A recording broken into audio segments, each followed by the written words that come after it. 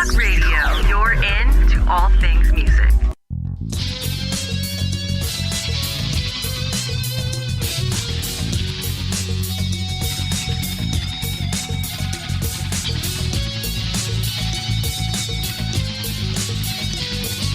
Welcome to Sharpen the Axe. Explore the bleeding edge of guitar and bass gear. Discover a sound uniquely your own and cut through the noise. With your hosts, Eric Lucero and Paul Berezetsky. Awesome. And welcome to another installment of Sharpen the Axe. I hope everyone's holidays was awesome. How was yours, Paul? Mixed blessing. It was fun. Yeah. I had a Christmas Eve show with my band Up Funk over in Encinitas in San Diego. It was really good. It was fun. Right on. Now, does your family celebrate any or have any particular Christmas or holiday traditions at all? My family's from the former Soviet Union. We didn't have Christmas there. You could get shot for things like that back then. We celebrated New Year's, and it was kind of a lot of the Christmas stuff was rolled into that. We had Christmas tree and presents and a commie version of Santa. we had a Santa Claus, Grandpa Frost. So a lot of the same stuff, just not overtly religious. Oh well, I did not know that you were not allowed to celebrate Christmas in the former Soviet Union. We learned so much on Sharpen the Axe. No religion really at all back then. I mean, this was in the 80s where I grew up. I didn't come to the States till 89. So in the 80s, all that stuff was a little bit more relaxed. Like they wouldn't throw you in a gulag necessarily, but it's not something you really did openly. And then now, after the fall of communism, like religion exploded there. There's so many churches and Christians. It's been repressed for so long. Yeah. People are jumping on it now.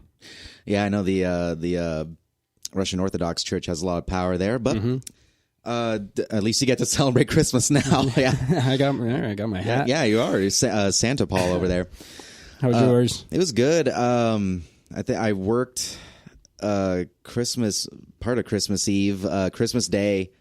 My parents do for all my stepbrothers and sisters and their families a Christmas Day prime rib breakfast, which is recent tradition, but I mean, hell, prime rib, eggs, potatoes, everything. I look forward to it every year now. Actually, I got a prime rib breakfast Christmas Day also. Nice. It hit the spot for sure. Yeah, it when they first talked about it, I forgot how many years ago now. It didn't seem to make much sense to me, but I mean, hell, like I said, it's prime rib for breakfast. How can you beat that? It sounds stupid, but it works. Totally. But aside from that, I've been kind of sick all through the holidays. So that's kind of been a bummer. I'm still a little sick, so if I'm coughing in the mic, forgive me.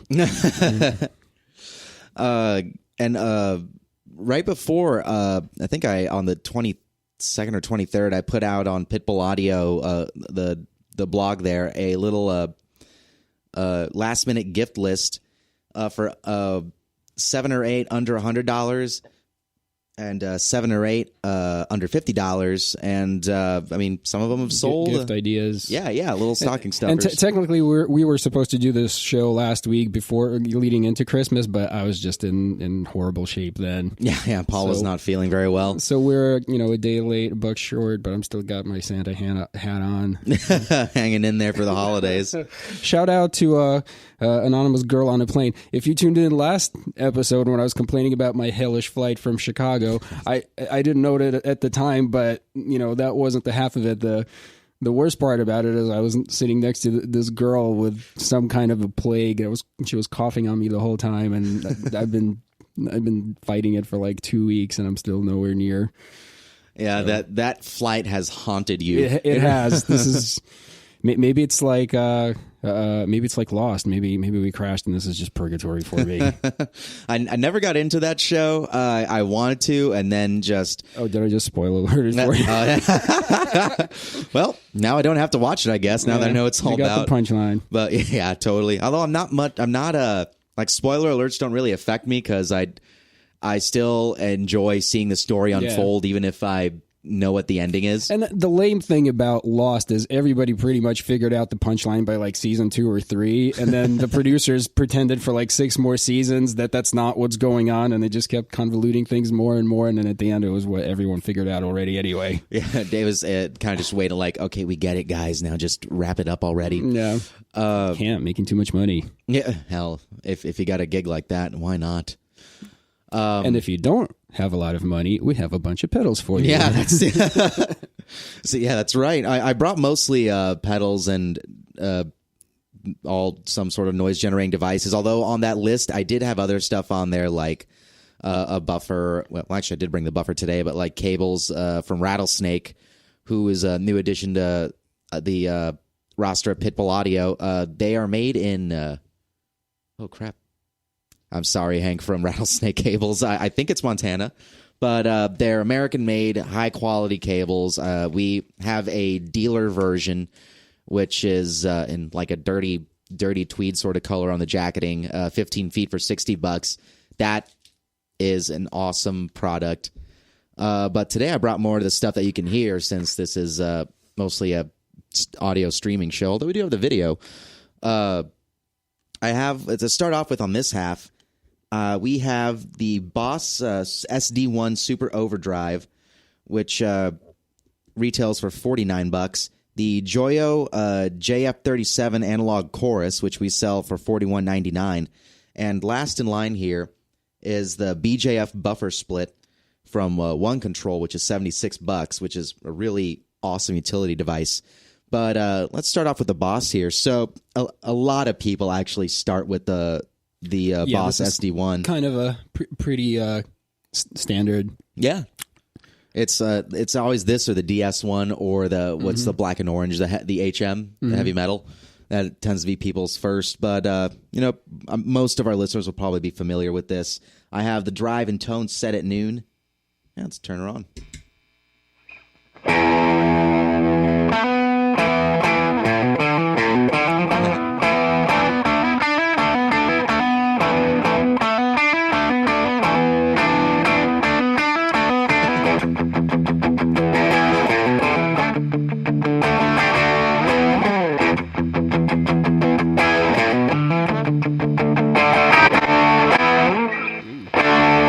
I got a little hot here. Oh yeah, I turned the drive up so that.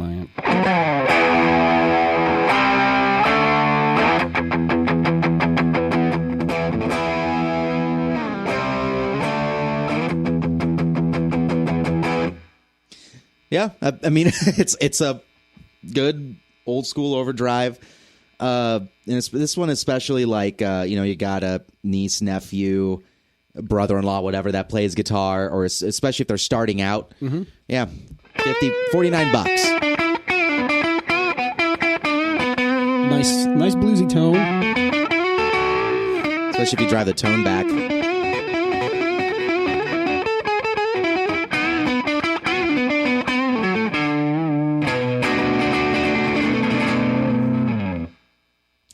Not bad. So you've definitely owned these before, right? I actually haven't owned this one. One of my first, my Boss pedal, I had the Metal Zone. Yeah, I think that's the one I was trying to think of, the Metal Zone. The Metal Zone. That was my go-to distortion thing. Yeah, I think my first distortion overdrive might have been an Ibanez, actually, the Tone Locks, the Silver Box series, or it was a DoD Grunge. I had my first one actually was a DoD. I don't remember what it was called. I remember it was Hot Pink. Hot Pink. Yeah, I got it for like $15 or something from someone, and I think it was garbage. Yeah.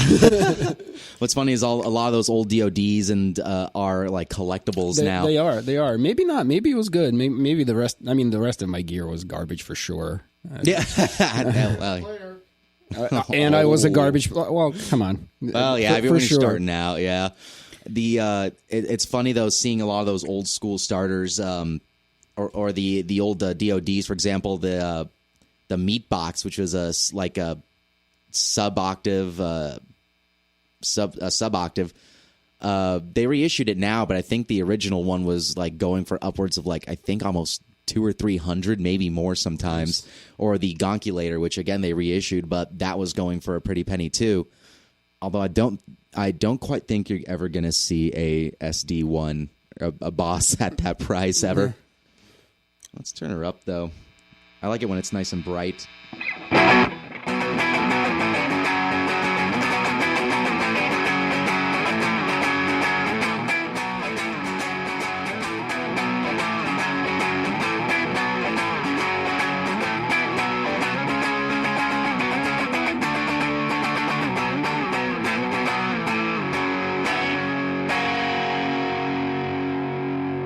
That's pretty much maxed out on gain there. And the brightness all the way up. I like everything to be just obnoxiously bright.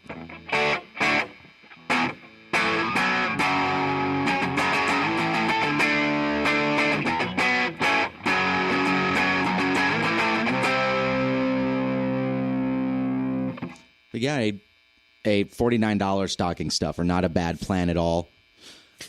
Yeah, definitely. I mean, a lot of the stuff we tend to showcase here is top flight stuff. $300 pedals, which are beautiful to have, but I don't have any of those. Yeah, I have a bunch of Boss pedals on my board. I used to rock a ton of Boss. Although I realized the other day I could probably sell most of my pedal board and actually afford a car now, which might not be the greatest thing, especially since I don't have a car yet. I have all that crap on my pedal board. Well, none of it's crap. It's great stuff. I just spent maybe too much. Yeah. Next in line here, we got the Joyo Analog Chorus, which Joyo, they make a little bit of everything. All kinds of drives, modulation. We have a delay from them in the second half. Let's give this thing a shot.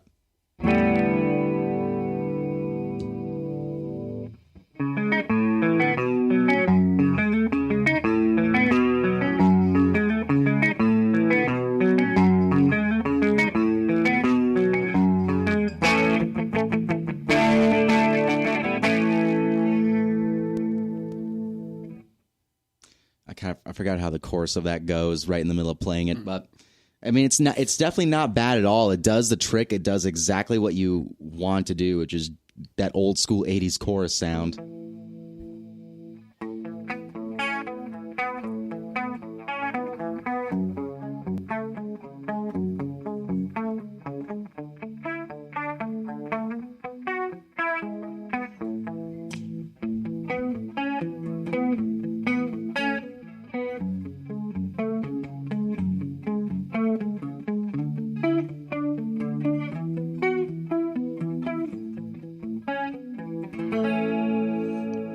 Yeah, very 80s. Yeah. It does sound actually. That's about the max of the rate if you want to try to get like a whirly sound out of it. It's not super crazy. Yeah, not at all.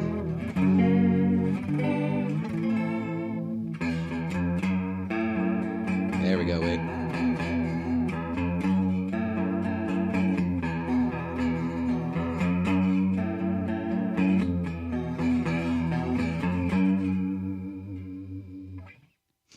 And I haven't had a chorus on my board for years and years, but lately it does come to mind a bunch. But it's a fun as hell sound.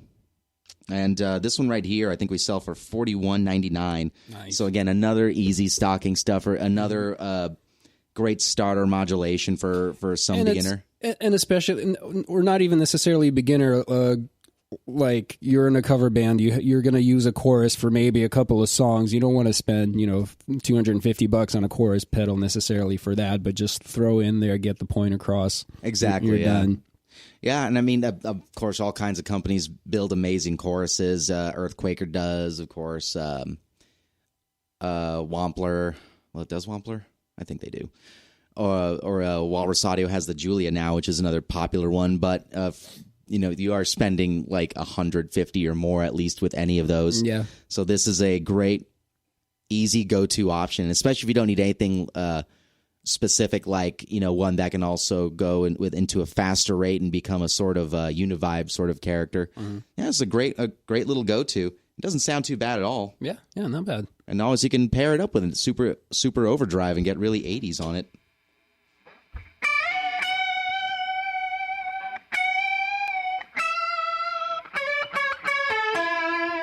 You got it on crazy. Full down.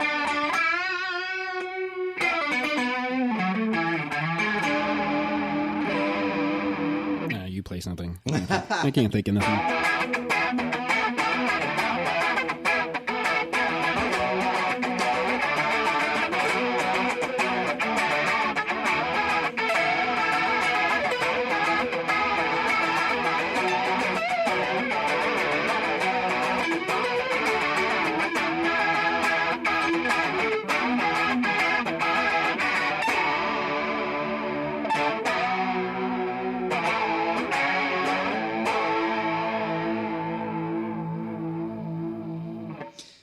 Yeah, not a bad sounding combo. Again, most of these are kind of focused towards the beginner or the hobbyist, but still, I mean, when you can get something that's workable quality for under $50, that's always a great thing.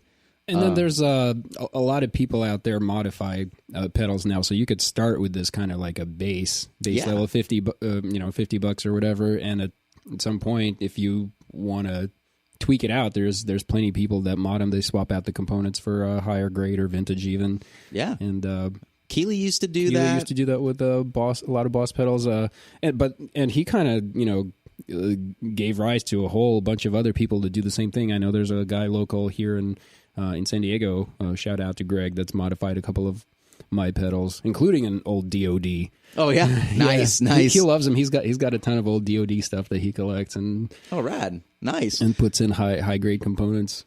I'm gonna have to give that a try. But that's actually a great point you bring up. Is that these are really inexpensive bases for the circuit tweakers out there, and especially something like a Boss. The chassis on that pedal is the same as pretty much all their other ones, and they're built like a tank and they last forever. I've had Boss pedals that are like 20 years old and nothing ever happens to them. Yeah, I have friends that still have the Bosses they bought in the early 90s are still functioning. Yep. Nothing ever changed. And I mean, you can go to so many places like Antique Electronics or Big Bear Electronics and buy the components. And if you are handy with a soldering iron, I mean, why the hell not? Yeah, swap out a couple of resistors. Yeah. Put oh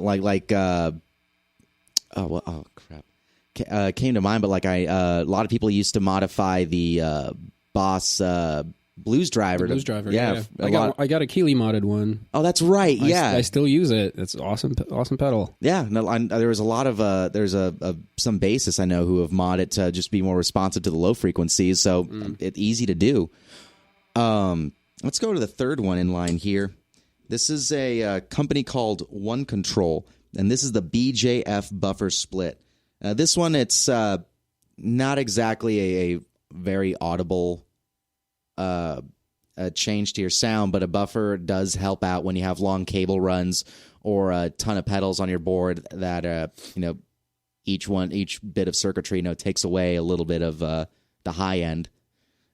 Does that use it to kind of boost the signal back up, or does it clean up the excessive noise picked up in the cabling, or both? I'm very terrible with explaining this kind of stuff, which should improve that while I'm hosting a show, right? That's all right. But the word capacitance will definitely come up.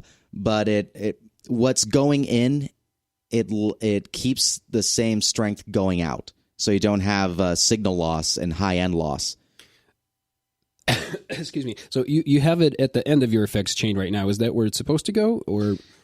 Some people put buffers at the beginning too, but most of the time that I see a buffer on a pedal board, it is at the end. The reason I would go with this one right here, though, this is a really awesome utility pedal, and it's only $76, and we do have them down at Pitbull Audio. This we have it just going straight in and out, but there's also a send and return. So not only are you sending your main signal into a buffer, but you can also send a effects loop through this so your effects loop is buffered. But you can also use this as an ABY box using the 1 in 2 outs. You can make it a AB I guess that would just be an AB box, not an ABY. And you can also use it as an input AB. You can put 2 guitars into 1 amp and just switch between them. You could also use it as like a control pedal, because it allows you on the on the left-hand side 2 jacks there to put in anything latching, like something would put in the normally closed on the send, the normally open on output B, and use it like, I guess switch channels or depends what you're hooking it into. But it's a really cool little utility pedal that you can do a ton with. Yeah. And yeah, stick it on the end of your board. So you could switch. You could have 2 guitars running into switching between. You could switch 2 amps with it, I guess. Yeah. You could have 1 guitar going out to 2 amps because it has output A and output B on the left hand side, and the input and the return, effects loop return, which depending how you plug it in, can also be a foot switch or the AB box. But it's a cool utility. And very cool for if you want to have an effects loop, but you don't have one built into your amp. This is a great little solution. We kind of talked a little bit about this before. I've experimented with running effects loops, and I always kind of go back to just throwing stuff in the front. What about you? Yeah, I've had a couple amps that had effects loops, and I never really used them aside from maybe a very basic reverb or delay. That isn't the main ones I use that I run, because I just hit the front end of the amp with everything. Yeah. And when I did use it, I would put all the overdrive, the distortion, the wah in front of the amp, and the modulation stuff in the loop, the chorus, the delay, and all of that. And it was great for that, but, the kind of weird thing on my amp, that's actually the one we're using right now. It's the Mesa Boogie F50. I hear a difference when I'm using the effects loop. It seems like it drops the volume level or the punchiness of the amp a little bit. You don't even have to run a lot of pedals through the loop. It could just be, I think I tried it with just running a wire directly from the return to the send, and still something with the circuitry, it seems to kind of take a little bit of the oomph out of the amp. And some of the boutique amp makers might have, the tube buffered effects loop, and a lot of them have level controls. But yeah, I guess it depends maker to maker. And just for the kind of stuff and the kind of effects I like, it's not a big deal. But if you have like a big delay that you like to use, you definitely want to throw that in the effects loop if possible. Like if you're using that's the one thing with the Mesa, running the delay in the front. If I'm using the distortion channel of the Boogie, the delay just goes crazy. It gets super loud. So it's good to throw that in the back in the effects loop. But I've been too lazy to do it. Hey, whatever works in the moment, right? Might as well just keep what's working going. But yeah, I never really paid attention to effects loop or utilized them as much, aside from, like I said, the amp didn't have reverb on it, so I just stuck a reverb in there and basically left that on top of the amp. Yeah. But it's not something I pay attention to when choosing an amp. But it is important for a lot of people. And now you don't have to. Now you got this little gizmo. Yes, yeah, the BJF buffer split from One Control. And they also make a whole range of true bypass loopers, not like record and playback little pedal looper, which we have one for the second half, but like if you have a big pedal board and don't want to be tap dancing all over the place, you just stick the bypass looper in the front and hook all your pedals into it, so you just are stomping across one one unit in the front there. Yeah. I just realized something with this thing. Even if you use it to run an effects loop, it's still going in the front of your amp. It's just, I guess, that it's your signal gets bypasses all those pedals on the way to it if you're not using it, right? Repeat that. So normally an effects loop on an amp is gonna, I guess, goes somewhere between the preamp and the amplifier stage. Think so, yeah. But this is still gonna be it's a pedal in the front of the amp. So yeah. So your delay, if you're using your amp distortion, the delay is still gonna hit before the distortion. But I guess the advantage of this thing is if you have a whole bunch of effects loops and that are downgrading your signal along the way, if you run it through this effects loop, it short circuits it if you're not using it. It bypasses it and gives you a more pristine signal in, correct? Yeah. It cleans up any of the signal loss that you would have with the buffer that's built into it, which One Control is known for that, the BJF buffer. It's a maker's name. I can't remember what the initials stand for. But, yeah. Great utility. Yeah, very cool. Now, did you have is there anything that you would also suggest to our listeners for like good stocking stuffer gifts? Good stocking stuffer gifts. Good question. Give them a slide. Everyone should learn how to play slide. Don't be like us. Yeah, I do wish I was much better at slide for sure. I always, a gift certificate so they can buy what they want. But if you happen to know what gauge strings they use, a 6-pack of that goes a long way. For sure. A bag of picks. Yeah. All that stuff. But yeah, a slide actually is a good one. Learn, buy a resonator, get a slide, play some blues. Yeah. I'm so bad at it every time I think when I was just starting out on guitar, I went through a couple of slides and I kept breaking them and losing them. Like I would get, I remember one time it was the stupidest thing. I had a glass slide in my room and I dropped it and my whole room was like shaggy carpet, soft. It would have, anywhere else it would have fallen, it would have been okay, but it fell right onto a metal dumbbell. It was like an inch of space that it just happened to hit and just shattered, and that kind of put an end to my slide career, and I've sucked ever since. Never went back to it. No. My heart broke right along with that slide. Does it replay like a flashback in a movie when you're home alone? Yeah, I just wake up in the middle of the night sometimes in a cold sweat. Shards of glass. Well, now I know what to get you next year for Christmas. Yeah, no, I have slides, and I just can't really get too into it. Again, just the type of bands I find myself in now, it's more funk and jazz stuff, not so much bluesy rock. No, if you have no need for it, then. But it's definitely a good thing to have and a good thing to know and a good thing to learn. We're heading into a commercial, guys. We're going to be back in just a couple of minutes. We got some more stuffers to stuff you with. So hang on, we'll be right back. This has been Sharpen the Axe on EnterTalk Radio. We'll talk to you in just a couple of minutes.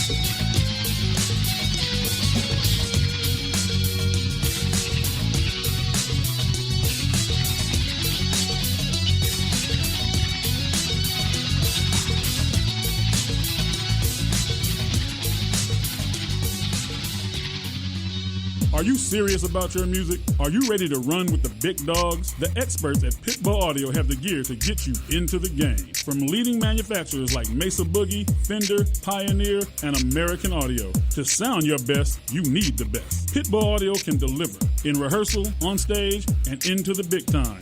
Dropping beats, shredding guitar, or making the crowd roar. Whatever you dream, Pitbull Audio can help make it happen. We are Pitbull Audio. We want you to play it loud. PitbullAudio.com.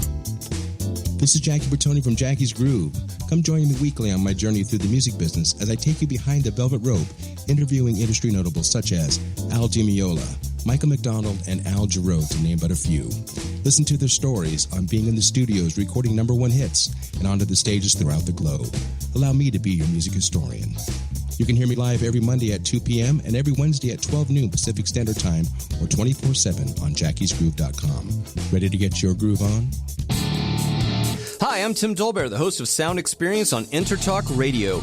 Each week, I talk with top professional audio engineers, producers, musicians, and the manufacturers that make the tools that we use in the studio each and every day. From capturing the perfect take to mastering your final release, and the tools and how the pros use them. We are going to dive deep into their process and learn from their experience. I look forward to you joining us each week on Sound Experience with me, your host, Tim Dolbear. Hey, it's Tracy Smith and Beth Venus of Girls Talk Rock right here on the Intertalk Radio Network. Every Wednesday at 5 p.m. Pacific. Okay, Beth, they know that, but we want you to know that the industry pro's choice is Silver Tiger Production. SDP is a full-service production agency offering sound, lighting, installations, talent buying, staffing, backline equipment rental, and sales. Kapow! It's everything in the entertainment performance industry. It's all that. SilverTigerProduction.com.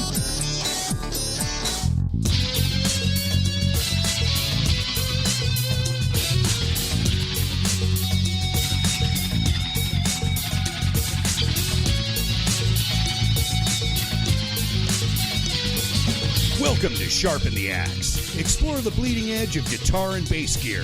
Discover a sound uniquely your own and cut through the noise. With your hosts, Eric Lucero and Paul Berezetsky. Welcome back, everybody. All right, in the second half, we have 3 more pedals and a little tiny amp as well. We have the MXR micro amp here, which is just a sort of drive, a basic one knob drive. This one here we sell for $79.99. And actually, I found I like this thing with bass, so I picked up Florentino's uber fancy Moore bass here with this nice spalted top. Made locally here in San Diego by Marty Moore. There we go. Very talented luthier. He's been making basses primarily, and I'm waiting for him. He's been promising to start building a guitar. Really? A custom guitar. So awesome. I think that's going to be in the works at some point soon. I keep waiting. Nice. That'd be very cool to get a custom from him. Oh yeah. Get the Sharpen the Axe version. There actually is a fair amount of really awesome luthiers in San Diego. Yeah. We had Kevin Proctor from Iconic on. What's his name again for Moore bass? Marty Moore. Marty Moore. There's Dan Tucker also in San Diego that makes custom guitars, awesome guitars. We had him on a couple of other shows here. Yeah, a lot of great builders here. And those are just the ones we know about. There's probably a bunch more in the woodwork. Yeah, absolutely. One of my favorites, Brandon Madrid Guitars. We'll have to have him in. Actually, we should probably do a series of episodes focusing on local luthiers. Yeah, for would sure. be an awesome thing to do. But what we got here, this is a clean tone.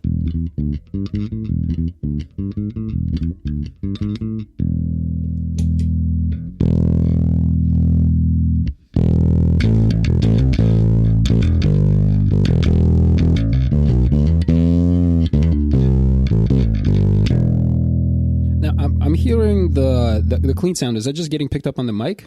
Or is that... I'm hearing the distortion, and I'm hearing kind of the attack of the string. I can't tell if that's the pedal is... Here, should we shut this off just for a second? We can try it out.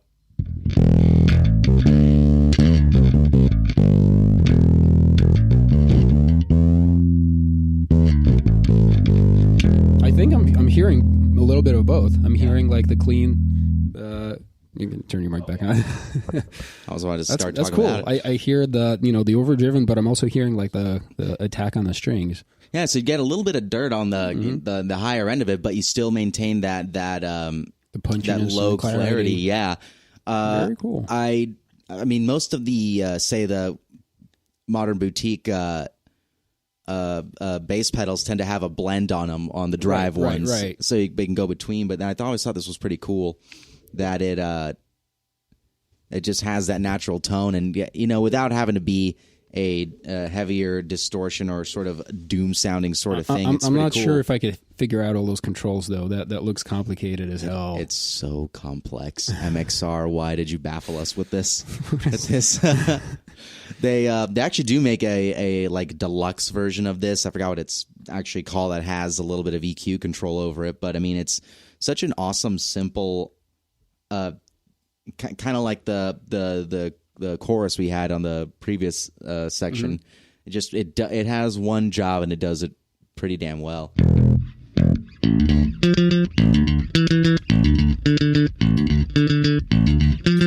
Now does the gain knob does it just add saturation, or it doesn't control the volume level? Let's give it a shot here. So we'll turn it all the way down. This is bypassed. Turning it on.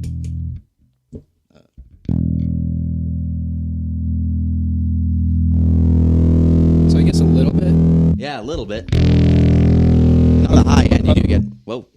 Is it driving the channel? Yeah, it's driving the channel a little bit.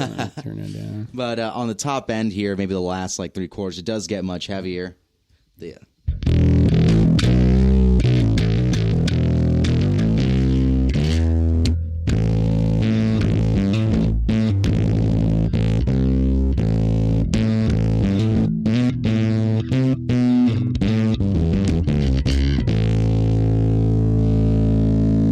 Max fuzz there.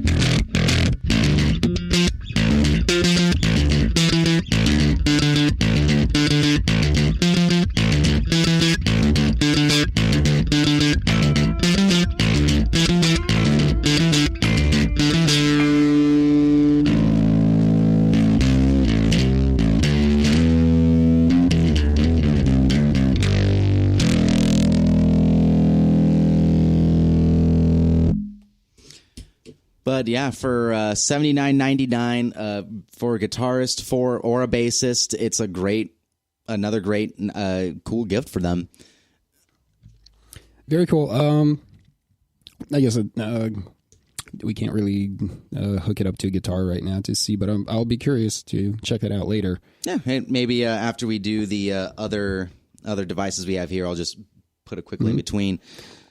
But if we go to the next one here, we have another Joyo, the D-Seed, a dual-channel digital delay with 4 modes. This one surprised us. This was $85, and at Pitbull Audio, when this came in, we kind of raised some eyebrows. And this looks like a high-end pedal. Yeah. Does not look like your typical Joyo. You said what? 79? 85. 85? 85 for this guy. This looks like a $300 pedal to me. It is built like a tank. It's pretty great sounding. We'll set it on the regular digital delay.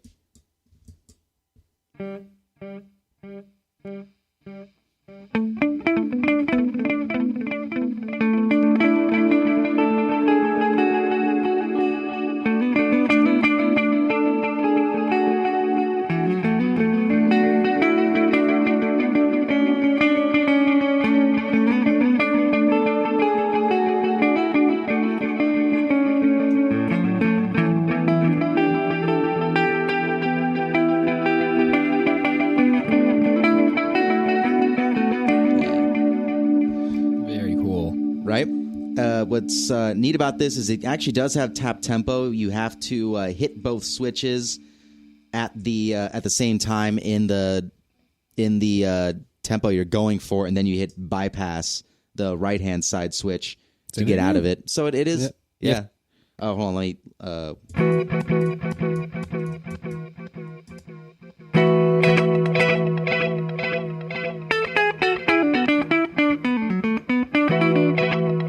It's a looper.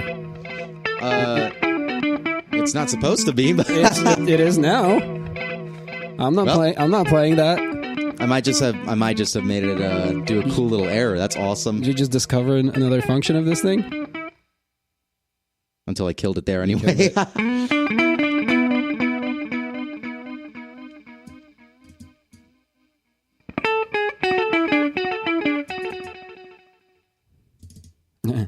Yeah, this. As with all digital pedals, they have their own little quirks.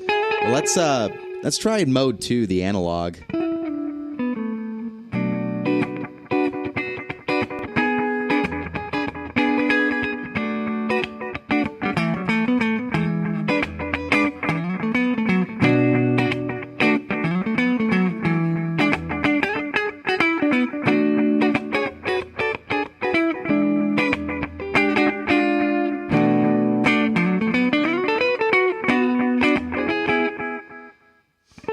Yeah, not bad sounding. Yeah, I'm almost hearing like a little kind of like a modulation thing in the delay.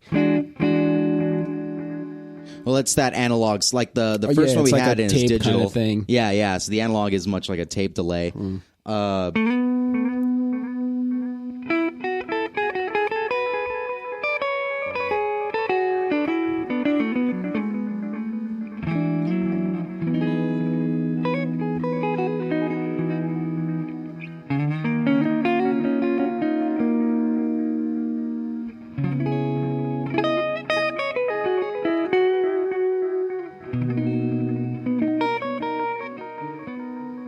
Pretty neat, huh? Yeah. And what's cool, it has this A/B switch on the left-hand side here, which you can go between two favorites. So you can have one on digital and the other on reverse or modulation, whatever you want.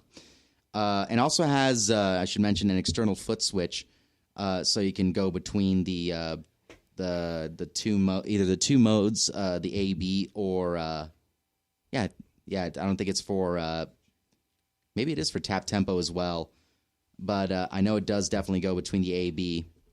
Let's give the modulation one a try.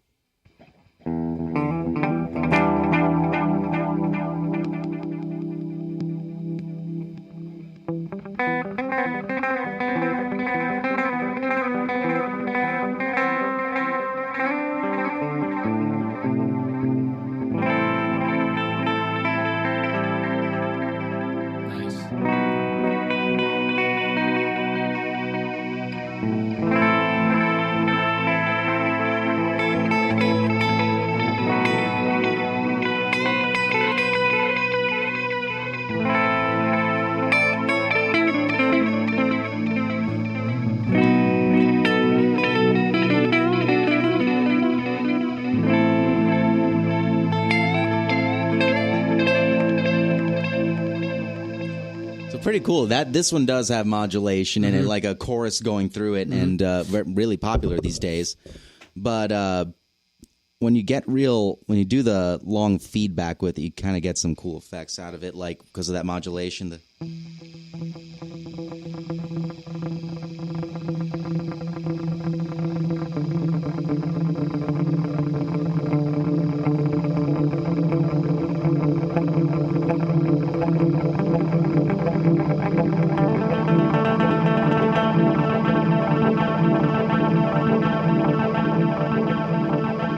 So you can do some really spacey stuff with it.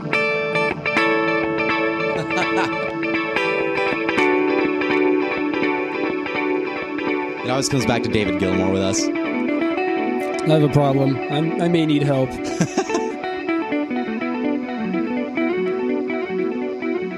You're going to get really trippy with this next mode on it. All right, what do you got? Let's hear the reverse here.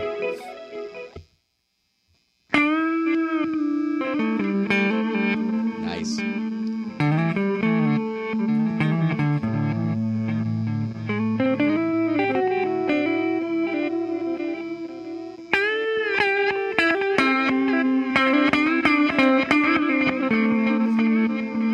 Are you experienced?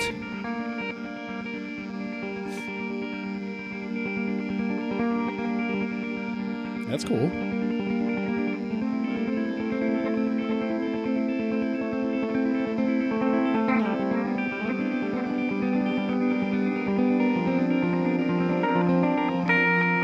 So play with dynamics. Reverse delays are always fun in that respect. Yeah. Very cool.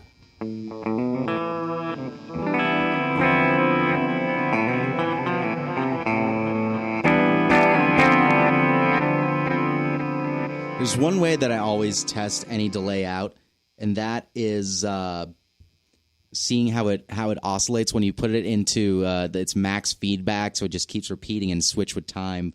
And this one, it has like all digitally controlled delays. It does have some weird quirks to it, so.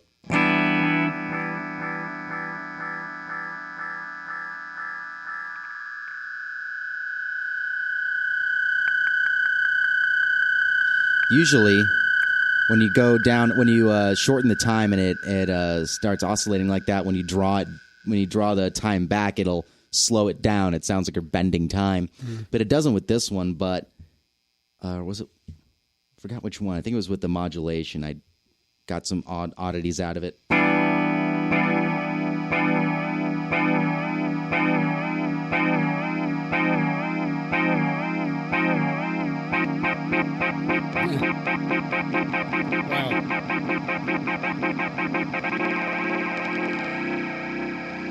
There we go.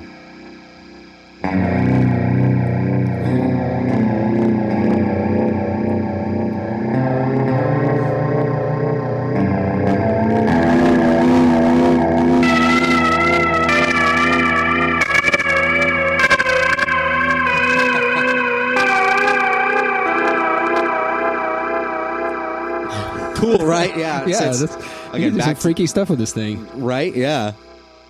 I just want to try it really quick while we can with the reverse and see what happens.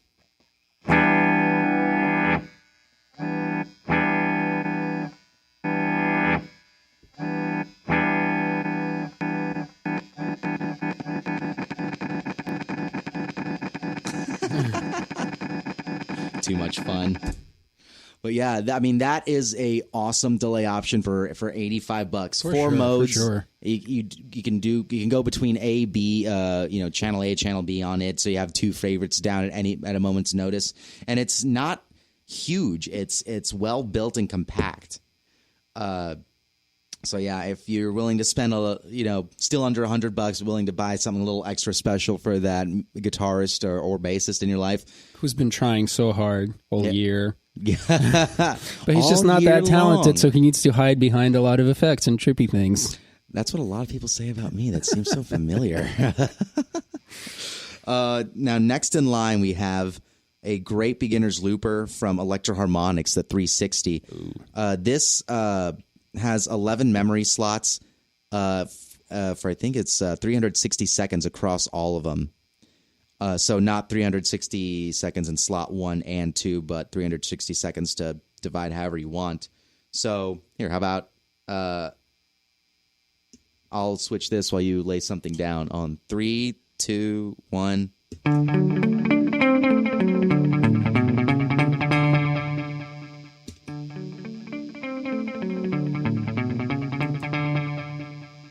And you can play over it. You can set I'm almost completely removing the loop here, but I can bring it back in. It has its own level control. Now,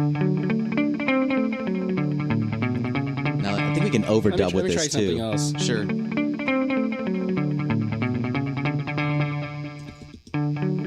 I'll just go to another slot. Start from scratch. Yeah. Kill it. I know. How do you kill it? There we are. Finally killed it. It's just kind of like a... All right. It's still doing. I'm going to go slot 3, which I hope is empty. I'm going to try this again. All right.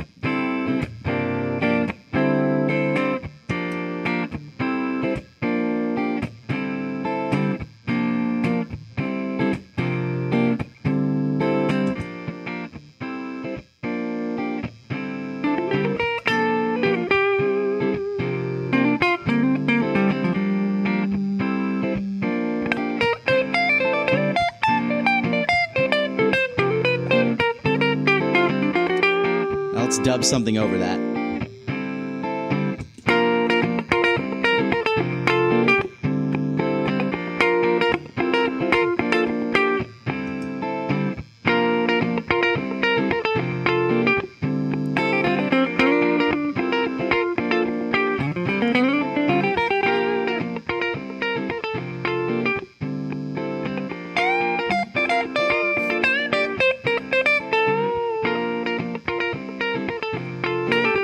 Our timing's a little off here, but that's very cool. So you could build them on top of each other by going through those. How many did you say there are? There's 11 slots here, but you can overdub as much as you want on each over. one. Yeah, which is another common feature across loopers these days. But I didn't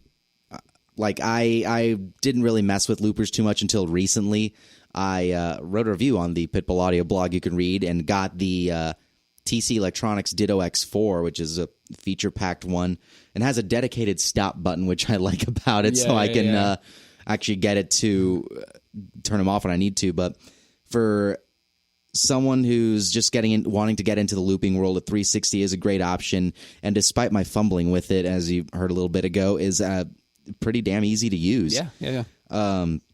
With the loopers, the kind of the key talent to them is to be able to start and stop it right, on the one or and that's one of the great things about getting your first distortion early on. I think now people should get loopers because it's a great practice tool. You learn to you don't always have someone to play along with, even though you should be always seeking someone out. when they're not available, or you're alone at home, and just want to jam out still, you can lay yourself down some rhythm and practice. Yeah. Also, for composition. Yeah, exactly. Yeah, for writing, it's a great tool, and I'm finding it helps your time. Like I'm using the looper in the band I'm currently playing in, and we've had to work on our timing really solidly because I lay down a loop that goes through the whole song, and if we speed up or slow down, it's just instantaneously sounds off. So it's forcing us to be better, be better human metronomes. Yeah. Still work in progress, but it's one of those things I never thought about because having to play like bands that play to sequencers or click tracks live, how on you have to be. It did give me a new respect for people who do a lot of that. Yeah. Or like a band called Battles.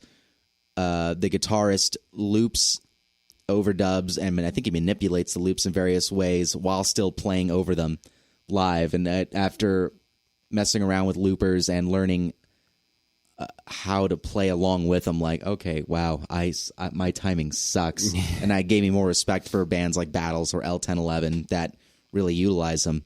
But yeah, this guy right here, the Nano Looper 360, is $91. Not too bad, and a great starter. Do you ever mess with loopers much, or? No, not much. I like them. It's just it actually drives me crazy. My delay is I have a Boss DD5 that's got one setting on it that's got a little bit of a looper, but only like 4 seconds or something, or like very, very short, and so all I could do is like, and that's it. Like I can kind of loop that and play over that. And it like a lot of people had the what is it, the Line 6 DL4? Yeah, and that I've seen people utilize the looper in that in amazing ways, especially guitarist Nick Reinhardt from Terra Melos. He does insane stuff with the DL4's looping section and all these kinds of glitchy sounding stuff. But loopers are now a rising category of pedals and effects that are great. I wish I had gotten into them much younger and mastered them. I really should pick one up because for jamming along with myself, I love doing that. And sometimes I'll do it with actually like some kind of recording software that I'll plug into, but this is definitely a lot easier. Yeah, it's working out solos. Yeah. Like you said, for the compositional stuff, and when I don't want to go into my garage and turn up the full rig, I do need something small to play in the living room that won't bug the upstairs neighbors. And I could use the looper in front of that just to practice along to. But a small amp like that is actually our next item of interest here. And it is the Black Star Fly 3, which is a neat little tiny amp that's perfect for the living room size. It's got 2 channels. You can do clean or overdrive. There's built-in delay. And you have a auxiliary in, so you can plug in a media player and play along to stuff. Or headphones out, which you can also use as a line out. And whoa! I love this thing. I actually brought this one from home. This is the only thing here that's not from Pitbull Audio. I love this little. Even though we do sell it. Yeah, and I've actually been playing this thing a ton, more than any real amps, just because just messing around at home, learning songs.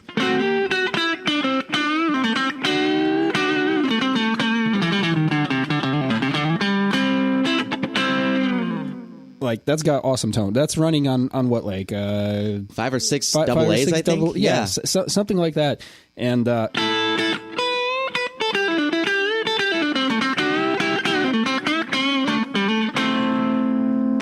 that's kind of a little bluesy thing. You could also throw a bunch of distortion on there. Nice.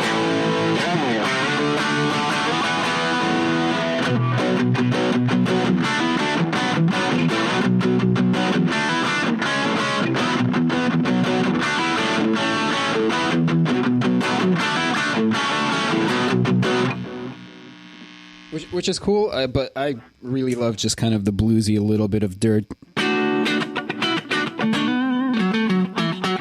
And delay. Yeah, let me mess with the delay on there. I want to see what the range this thing has.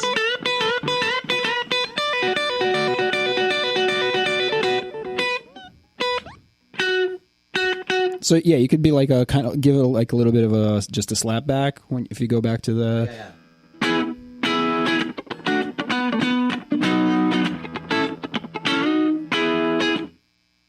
Let's turn it up the delay and see how trippy this thing can get.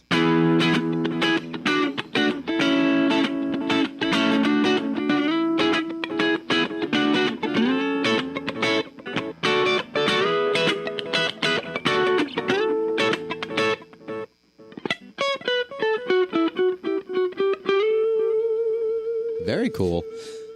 Yeah, there's all kinds of little amps these days, all the little, like a micro terror size or I forgot what the little Vox one was called, but even those still get a bit too loud for playing in a living room or something, or in the night. This is a awesome little option. And the amazing thing about it is the batteries just last forever. I've had these batteries in since like May, I think, of this past year. And I've been playing it a lot, and it just they don't die. It just keeps going and going. Nice. And they also make an extension, little same size extension cabinet for it, so you can get the like the ping pong delay thing going with it. But you sell them as a set that way too. But you can get just the Black Star Fly here, as you see it, for $59.99. Yeah. I've even been using it as like a little auxiliary speaker for it to just like run YouTube on my phone. Oh, really? Yeah. Nice. It sounds great. The auxiliary channel on there, just plug my phone in there while I'm doing dishes or something, play some tunes through it. It sounds awesome. I love this thing. So rather than burning out the speakers on your iPhone, you can just plug right into here. But that's well, it sounds way better. It's got some low end to it. It's pretty punchy. Oh, really? Yeah. Oh, right on. And you were also mentioning that you use it as like a trainer as well, because it's got the aux input. Yeah. I'll just plug a computer into it or a phone with YouTube, a song I'm learning for a band, and just play along to it. And you could kind of adjust the mix just right and play along. And it's an awesome little tool. It's definitely try one out. A great little living room or room amp. We're running out of time here. Quick, I also wanted to show another thing you can get. I'll do it in front of this camera. The Groove Gear fret wraps. We sell a 3-pack of them for $29.99. Right there for muting strings. All right, thank you guys for tuning in again to Sharpen the Axe, our post-Christmas last-minute gift, and use your Christmas money. It's not too late. You could still give someone a gift. Don't be cheap. Yeah, or for the birthday. You never know. Yeah. So thanks again for tuning in, guys. Until next time. Sharpen the Axe, Intertalk Radio. Thanks for tuning in. See you next time.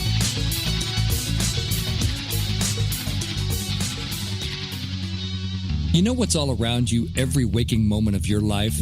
Marketing. You're choking on it. I'm Scott Robertson, and when it comes to strategic PR, branding, and marketing, I've seen it all. And actually, I'm still seeing it because bad marketing never sleeps. Join me each week on May the Best Brand Win, right here on Intertalk Radio, and learn how to make the marketing for your brand unforgettable. Hi, this is Tim Dolbear from Eclectica Studios. I'm a full-time mixing and recording engineer. I work with Grammy winners, labels, and indie artists, using state-of-the-art digital mixing and restoration tools and the very best in analog gear. Really, though, it's my ability to bring tracks to life and fulfill your vision for your music. This has made me sought after by producers and artists worldwide. So spend your time working on music and not chasing a mix down a rabbit hole. Go to timdolbear.com and check out our free one-song mix offer. Are you serious about your music? Are you ready to run with the big dogs? The experts at Pitbull Audio have the gear to get you into the game. From leading manufacturers like Mesa Boogie, Fender, Pioneer, and American Audio. To sound your best, you need the best. Pitbull Audio can deliver in rehearsal, on stage, and into the big time. Dropping beats, shredding guitar, or making the crowd roar. Whatever you dream, Pitbull Audio can help make it happen. We are Pitbull Audio. We want you to play it loud. PitbullAudio.com. This is Jackie Bertoni from Jackie's Groove. Come join me weekly on my journey through the music business as I take you behind the velvet rope, interviewing industry notables such as Al Di Meola, Michael McDonald, and Al Jarreau, to name but a few. Listen to their stories on being in the studios recording #1 hits and onto the stages throughout the globe. Allow me to be your music historian. You can hear me live every Monday at 2 p.m. and every Wednesday at 12 noon Pacific Standard Time or 24/7 on jackiesgroove.com. Ready to get your groove on?